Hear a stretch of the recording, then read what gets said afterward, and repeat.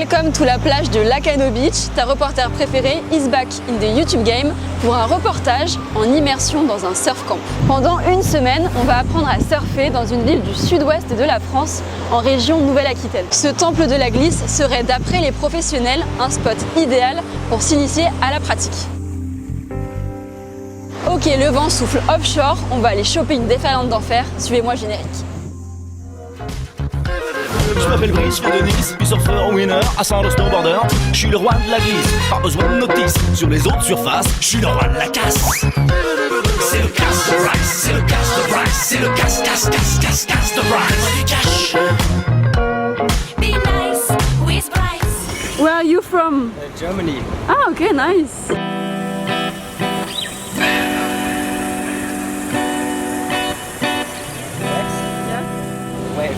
Thank you.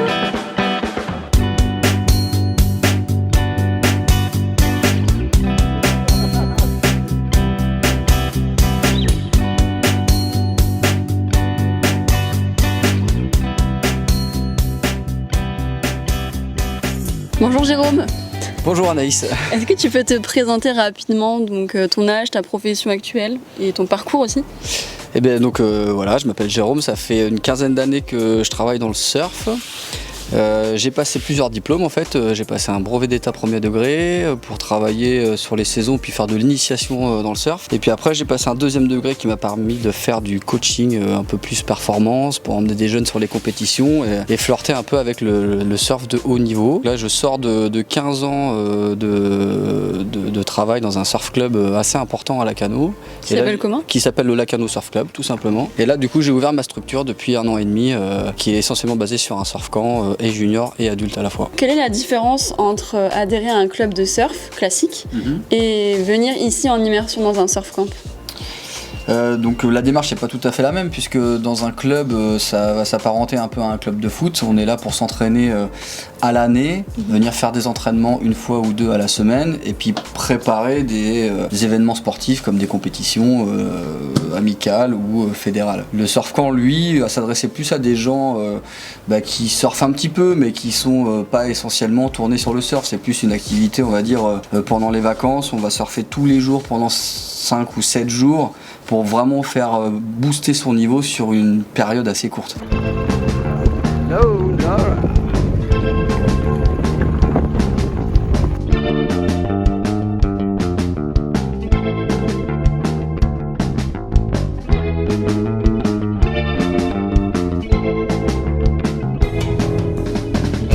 Reportage au cœur de l'action.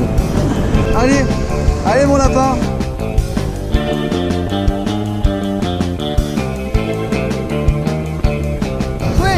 Swim.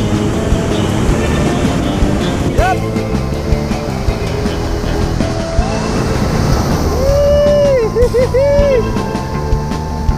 Excellent. Allez hop là. T'es travers ma grande, t'es travers.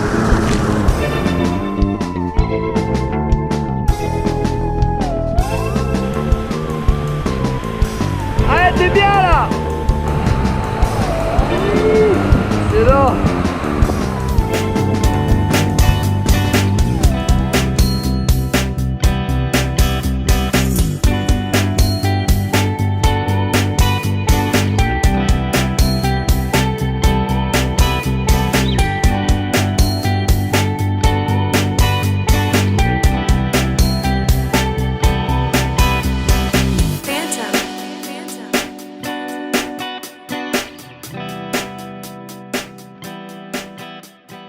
Et d'où ça vient cette passion pour le surf? Ça a été très tôt?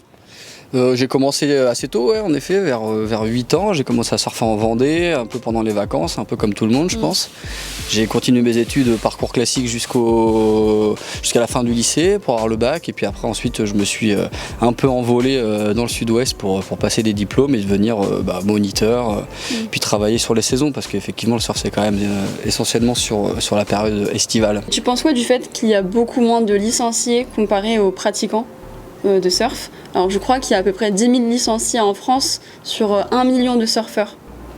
Alors oui, 1 million de surfeurs ça paraît beaucoup, mais c'est pas impossible dans le sens où on n'arrive pas à répertorier l'ensemble des gens qui surfent, puisqu'on est un peu des électrons libres, hein, c'est un peu l'idée de la discipline. Ça a toujours été un peu dit marginal, donc c'est vrai qu'associer la pratique du surf à quelque chose de très matérialisé, comme la Fédé le voudrait, de très cadré, ça correspond pas trop à l'esprit.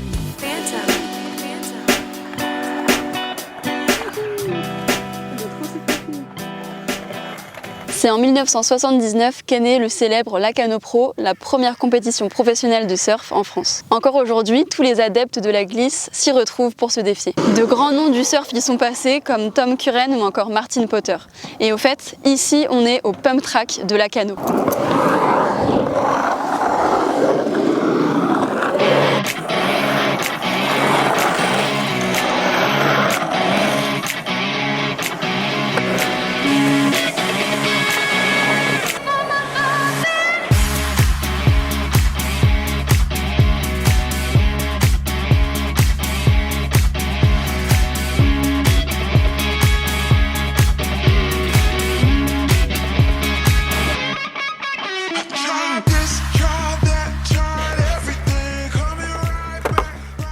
Alors en une phrase, est-ce que tu peux nous expliquer le concept du surf camp? C'est un stage en immersion.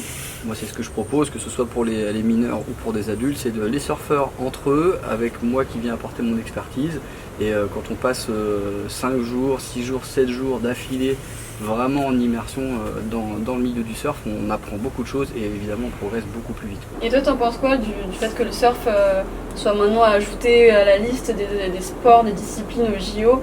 Le comité international olympique a validé le statut de sport additionnel pour le skate, l'escalade, le surf et le breaking dance.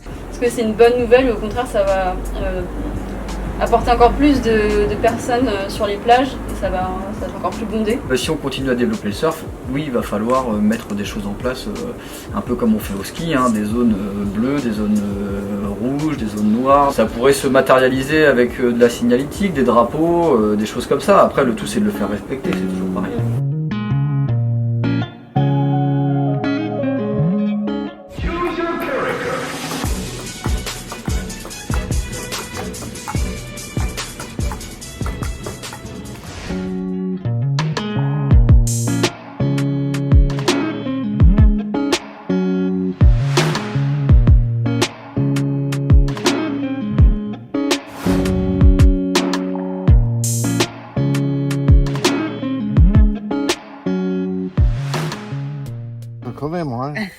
La jolie petite libellule.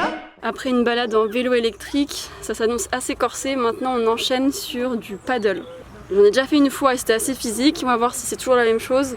Et j'ai des craintes, ça sollicite beaucoup les bras pour les femmes, donc on va voir ça.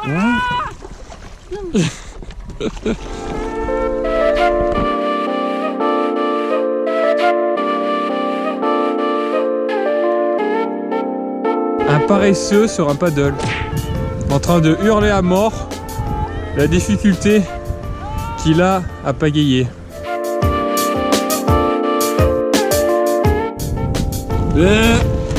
Oh le plat!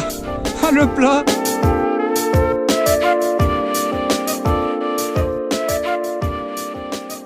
Et ça représente quoi pour toi Lacano? C'est un peu la Californie française, Lacano. Ce qui a fait la réputation de Lacano, c'est qu'on a eu la première compétition internationale ici et qui a capté l'ensemble des surfeurs professionnels de la planète. Donc on a eu pendant toute une période les 40 meilleurs surfeurs français tous les ans qui venaient ici, notamment Kelly Slater, quelqu'un de très connu, donc là ça a capté énormément de monde. Et puis on est resté sur cette dynamique de Lacano, la compétition, les championnats du monde à Lacano. Nous on a un front de mer, c'est-à-dire qu'en fait les gens, quand ils arrivent de Bordeaux ou quand ils arrivent de Paris, ils sont tout de suite à l'océan. Et c'est ce qui fait l'ADN de Lacano, vraiment, c'est ça. C'est d'être en proximité avec l'océan en permanence. De toute façon, avant les années 80, c'était très marginal. C'est-à-dire qu'il y avait très peu de gens qui surfaient. Ce n'est pas une planche à laver. Ce n'est pas non plus une planche à repasser malgré les apparences. Voilà à quoi sert cette planche. C'est l'élément indispensable au sport nouvelle vague, le surfing. C'était vraiment un peu des têtus qui allaient dans l'eau parce qu'on voit à quel point ça peut être parfois compliqué. Imaginez la même chose sans moniteur, sans aucun repère. Puis les planches, elles n'étaient pas adaptées. Et puis les planches étaient bien différentes, beaucoup plus longues, beaucoup plus lourdes. Et je crois que le leash n'existait même pas. Donc à chaque fois qu'on perdait la vague, on allait chercher la planche à la nage. Donc c'était vraiment... Voilà, aujourd'hui on optimise un maximum pour que ce soit au plus simple, mais ça reste un sport qui est physique et encore une fois en immersion, c'est-à-dire qu'on ne peut pas éviter les vagues.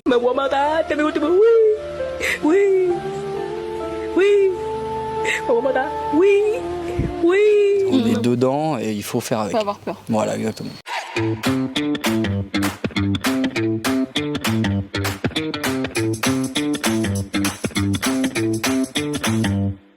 La dernière journée, ça signifie coucher de soleil, petite vague. On va surfer maintenant.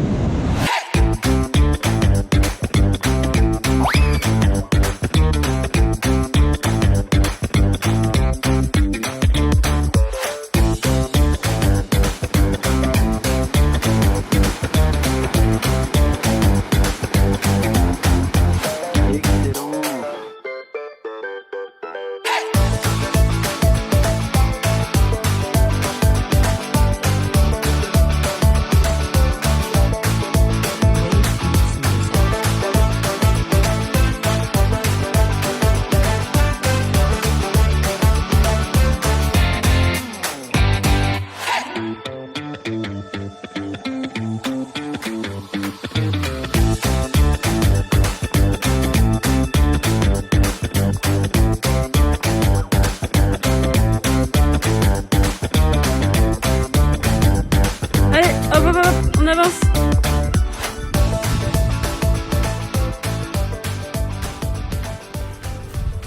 Les mecs ils sont motivés quand même.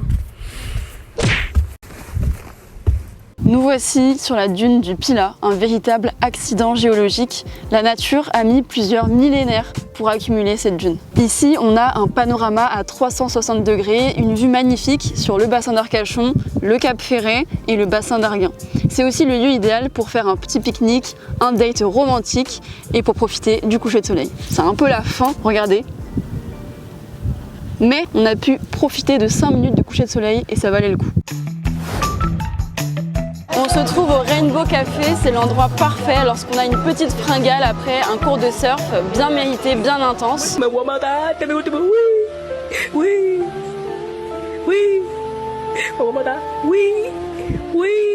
Et là on a pris des toasts avocado, ça c'est un sandwich feta épinard et du guacamole avec des chips.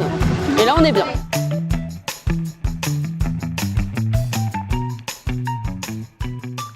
Du coup, est-ce que tu as des projets à l'avenir? Est-ce que tu souhaites agrandir le surf camp, par exemple?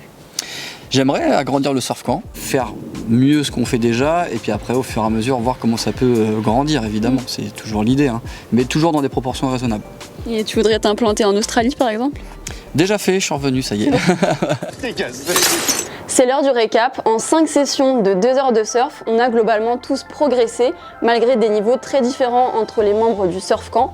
Ça montre bien qu'en partant de rien, on peut réussir très vite à avoir les bases et pouvoir se tenir sur une planche. Le coach Jérôme a été très pédagogue et motivant, même quand les éléments étaient contre nous, intempéries, fortes houles, courbatures. Je vous conseille donc ce repère situé à Lacano Océan. Si vous partez au mois de septembre comme nous, vous allez en avoir pour 350 € la semaine, hébergement et matériel compris. Perso, ça m'a donné envie d'y retourner pour gagner en assurance et pour tester le tube.